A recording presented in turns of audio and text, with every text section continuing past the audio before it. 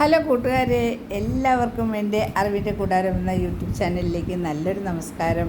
പിന്നെ ഞാൻ ഇന്ന് നിങ്ങളോട് ഷെയർ ചെയ്യുന്ന ഒരു പ്രധാനപ്പെട്ട കാര്യം എന്ന് പറയുന്നത് നമ്മുടെ കുട്ടികളെ നമ്മൾ നല്ല പൗരന്മാരായിട്ട് തന്നെ വളർത്തണം. കാരണം നമ്മൾ ഒരു കാര്യം ശ്രദ്ധിക്കേണ്ടത് എന്താണെന്ന് വെച്ചാൽ, കുഞ്ഞിലെ തന്നെ കുട്ടികളെ നമ്മൾ അനുസരണ എന്ന് പറഞ്ഞാൽ നമ്മൾ ഓരോന്നിനും ഓരോ ടൈം ടേബിൾ വെക്കണം.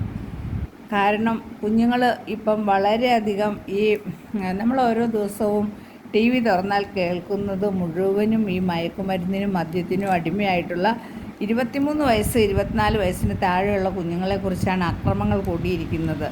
അപ്പം നമ്മുടെ കുഞ്ഞുങ്ങളെ നമ്മൾ നന്നായിട്ട് ശ്രദ്ധിച്ച് സ്നേഹിച്ചെങ്കിൽ മാത്രമേ അവരെ നമുക്ക് വീണ്ടെടുക്കാൻ സാധിക്കുകയുള്ളൂ. അപ്പം ഞാനൊരു കാര്യം പ്രധാനമായിട്ടും പറയുന്നത്, അതുപോലെ തന്നെ ഇപ്പം മരണങ്ങൾ കൂടുതലും പെടുന്നത് ആറ്റിൽ കുളിക്കാൻ പോയി, അല്ലെങ്കിൽ പുഴയിൽ ചാടാൻ പോയി, അല്ലെങ്കിൽ മൂന്നാർ കറങ്ങാൻ പോയപ്പോൾ അങ്ങനെ സംഭവിച്ചു ഇങ്ങനെ സംഭവിച്ചു എന്നൊക്കെയാണ് പറയുന്നത്. കുഞ്ഞുങ്ങൾ എന്താണ് ഈ കാണിക്കുന്നത്? മാതാപിതാക്കളല്ലേ സഹിക്കുന്നത് ഇതെല്ലാം. അപ്പോൾ അതുകൊണ്ട് കുഞ്ഞുങ്ങളെ മാക്സിമം നമ്മൾ ഒറ്റയ്ക്കുള്ള കൂട്ടുകെട്ടിൽ വിടാതെ ഇരിക്കാൻ ശ്രമിക്കുക. അതുപോലെ തന്നെ വിടുകയാണെങ്കിൽ തന്നെ അവരോട് പ്രത്യേകം നമ്മൾ പറയണം. എവിടെ പോവുകയാണെങ്കിലും വിളിച്ച് അറിയിക്കണമെന്നും അതുപോലെ തന്നെ അവരെ കൂടുതൽ കെയർ ചെയ്യേണ്ടിയിരിക്കുന്നു. ഇപ്പോൾ സ്കൂളുകളിലാണെങ്കിലും എല്ലാം മയക്കുമരുന്ന് കച്ചവടം തന്നെയാണ് നടന്നുകൊണ്ടിരിക്കുന്നത്. അതിലൊന്നും അടിപ്പെടാതെ ഇരിക്കാനായിട്ട് നമ്മുടെ കുഞ്ഞുങ്ങളെ നമ്മളോട് തന്നെ കൂടുതൽ അടുത്ത് നിർത്തുക.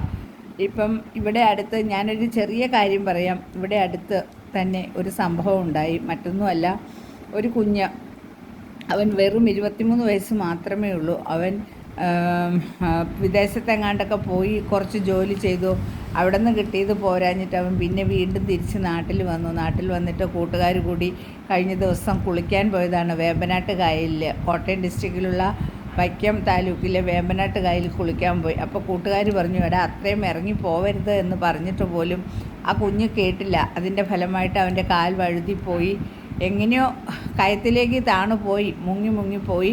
എല്ലാവരും അലമുറയിട്ട് കരഞ്ഞുവെങ്കിലും ആ കുഞ്ഞിൻ്റെ ജീവൻ രക്ഷിക്കാനായില്ല. അപ്പം ഇങ്ങനെയുള്ള സംഭവങ്ങളാണ് നമുക്ക് ചുറ്റുപാടും എന്നും കേട്ടുകൊണ്ടിരിക്കുന്നത്. അതുപോലെ തന്നെ കഴിഞ്ഞ ദിവസത്തെ തിരുവനന്തപുരത്തെ കൊല കേട്ടിട്ടാണെങ്കിലോ നമ്മളെല്ലാവരും മനസ്സുകൊണ്ട് തന്നെ നമ്മൾ മരവിച്ചിരിക്കുന്ന ഈ ഒരു അവസ്ഥയാണ്. നമുക്ക് എന്നും മരണങ്ങളും ആക്രമണങ്ങളും. അപ്പം നമ്മൾ ഈ മദ്യവും മയക്കുമരുന്നും ഇല്ലാതായെങ്കിൽ മാത്രമേ കേരളം വിമുക്തമാവുകയുള്ളൂ.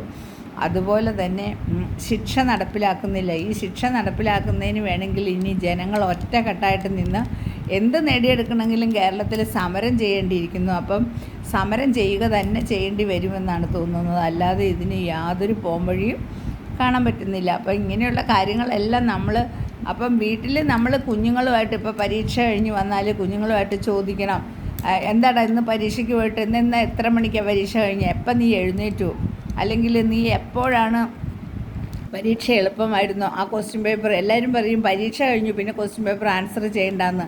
പോരാ, നമ്മൾ ആ പേപ്പറും കൊണ്ട് വരുമ്പോൾ നമ്മൾ അവിടെ ഇരുത്തി, നമുക്കറിയാലോ ഏകദേശ ചോദ്യങ്ങളും എല്ലാം നമ്മളും പഠിച്ച കാലത്തിൽ നിന്ന് ലേശമൊക്കെ വ്യത്യാസങ്ങളേ ഉണ്ടാവുകയുള്ളൂ. അവരെ ഡിസ്കസ് ചെയ്യണം.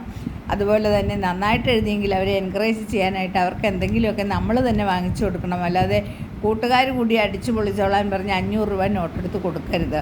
അവർക്ക് വീട്ടിൽ വരുത്തിച്ച് നമുക്കിപ്പോൾ ഒരു ഐസ്ക്രീമിൻ്റെ ബോട്ടിലോ അല്ലെങ്കിൽ അവർക്ക് ചെറിയ ആഗ്രഹങ്ങൾ നമുക്ക് മേടിച്ചു കൊടുക്കാം. അതുപോലെ റിസൾട്ട് കിട്ടിക്കഴിയുമ്പോൾ കുട്ടികളെ ചീത്ത പറയരുത്. ഇതെല്ലാം നമ്മൾ ശ്രദ്ധിക്കണം. അതുപോലെ പെൺകുട്ടികളെ ആണെങ്കിൽ നമ്മൾ അതുപോലെ തന്നെ നല്ല ശിക്ഷണത്തിൽ തന്നെ വളർത്തിക്കൊണ്ട് പോകണം. അവർ അനാവശ്യമായിട്ട് ഫോൺ ചെയ്യുകയോ മറ്റു കൂട്ടുകെട്ടുകളോ ഉണ്ടെങ്കിൽ അതെല്ലാം നിർത്തലാക്കണം. എന്തെങ്കിലും സംഭവിച്ചിട്ട് പിന്നെ പറഞ്ഞിട്ട് ഒരു കാര്യവുമില്ല. അതുപോലെ തന്നെ നമ്മൾ ഒറ്റയ്ക്ക് ഇപ്പം ഓരോ സ്ഥലത്ത് ഓരോ സംഭവങ്ങൾ നടക്കുന്നുണ്ട്. അപ്പോൾ ആ സംഭവങ്ങളുടെ അടിസ്ഥാനത്തിൽ ഞാൻ പറയുകയാണ്, പല സ്ഥലത്തും മയക്കുമരുന്നും മദ്യവും കഴിച്ചിട്ട് ചുമ്മാ ഞരമ്പ് രോഗികളായ കുറേ ആളുകൾ നടക്കുന്നുണ്ട്. അപ്പോൾ അങ്ങനെയുള്ള ആളുകളെ നമ്മൾ അത് എല്ലാവരെയും അറിയിക്കണം. നാണക്കേട് വിചാരിക്കരുത്. അതുപോലെ നമ്മൾ പോലീസിൽ ഇൻഫോം ചെയ്ത് പറ്റുമെങ്കിൽ ആ സമയത്ത് നമുക്ക് വീഡിയോ എടുക്കാൻ സാധിക്കുകയാണെങ്കിൽ എത്രയും പെട്ടെന്ന് വീഡിയോ എടുത്ത് അവൻ്റെ ഫോട്ടോ നമുക്ക് ഉറപ്പുവരുത്തി പോലീസിനെ ഏൽപ്പിക്കണം. അവനെ പിടിച്ചുകൊണ്ട് പോകട്ടെ.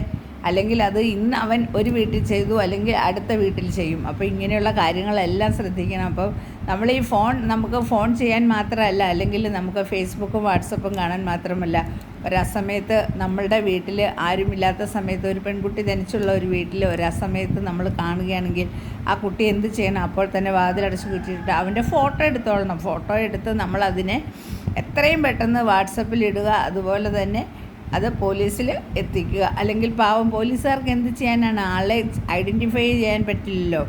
അപ്പോൾ ഇങ്ങനെയുള്ള കാര്യങ്ങളെല്ലാം നമ്മുടെ മനസ്സിൽ കൂടെ പോകണം. അതുപോലെ തന്നെ മറ്റൊരു കാര്യം പറയാനുള്ളത്, കുഞ്ഞുങ്ങളെ എപ്പോഴും നമ്മൾ ശ്രദ്ധിക്കുക തന്നെ വേണം. അവൻ വലുതായി 10-17 വയസ്സായി, 18 വയസ്സായി, 20 വയസ്സായി, അവൻ പുറത്ത് പോയിട്ട് കൂട്ടുകൂടിയിട്ട് വരുന്നു. അവൻ്റെ പോക്കറ്റിലൊക്കെ ഒന്ന് ശ്രദ്ധിക്കണം. കാരണം ഇപ്പം പലതരത്തിലുള്ള മയക്കുമരുന്നുകൾ, ഹാൻഡ്സ്, ടുപ്പാക്ക്, ചുപ്പാക്ക്, അങ്ങനെയുള്ള പല പല സാധനങ്ങളുമുണ്ട്. ഇതിലൊക്കെ വഴിപ്പെട്ട് പോയി കഴിഞ്ഞാൽ നമുക്ക് നമ്മുടെ കുഞ്ഞുങ്ങളെ തന്നെ നഷ്ടപ്പെടും. പിന്നെ നമ്മൾ കരഞ്ഞിട്ട് ഒരു കാര്യവുമില്ല. അതുകൊണ്ട് എല്ലാവരും നമ്മുടെ കുഞ്ഞുങ്ങൾക്ക് വേണ്ടിയാണ് നമ്മളെല്ലാവരും ജീവിക്കുന്നത്. നമ്മുടെ കുഞ്ഞുങ്ങളെ നന്നായിട്ട് ശ്രദ്ധിക്കണം. എനിക്കത് മാത്രമാണ് ഇന്ന് നിങ്ങളോട് ഷെയർ ചെയ്യാനുള്ളത്. കാരണം തിരുവനന്തപുരത്തെ കൊലയ്ക്ക് ശേഷം എൻ്റെ മനസ്സും ആകെ സങ്കടത്തിലാണ്. എനിക്ക് പറയാൻ വാക്കുകളില്ല. ഈ ശിക്ഷ നമ്മുടെ കേരളത്തിൽ ശിക്ഷ വന്നെങ്കിൽ മാത്രമേ അവൻ്റെയൊക്കെ 2 കൈയും വെട്ടിക്കളയുന്ന ശിക്ഷ നടപ്പിലാകണം. അത് നമുക്ക് സമരം ചെയ്ത് തന്നെ നേടിയെടുക്കാനേ പറ്റുള്ളൂ. അല്ലാതെ ഈ സർക്കാർ ഒരു തീരുമാനവും അല്ലെങ്കിൽ കോടതി ഒരു തീരുമാനവും എടുക്കുന്നില്ല.